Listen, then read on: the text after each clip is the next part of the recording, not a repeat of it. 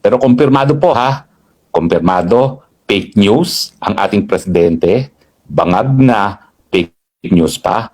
Mas lalong fake news yung kanyang spokesperson na talaga namang queen of fake news. At syempre, ang kumpirmadong kumpirmado, nag-junket lang ang high-level delegation galing sa DOJ na pinamumunuan ni Secretary Vida sa Prague.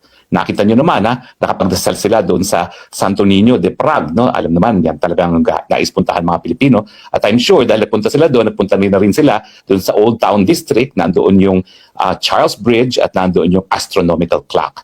At sigurado ko, dahil nandoon na naman sila, dinala pa sila ng ating ambassador doon na talagang nagyayaya naman sa mga Filipina officials doon sa Prague Castle.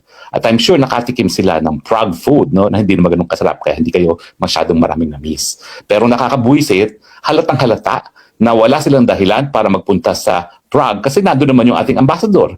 It's not as if wala tayong mission sa Czechoslovakia. At alam niyo naman, maski ang ambassador ay hindi sekretary, pareho lang sila ng estado dahil ang ambassador ay alter ego ng presidente doon sa kanyang diplomatic post.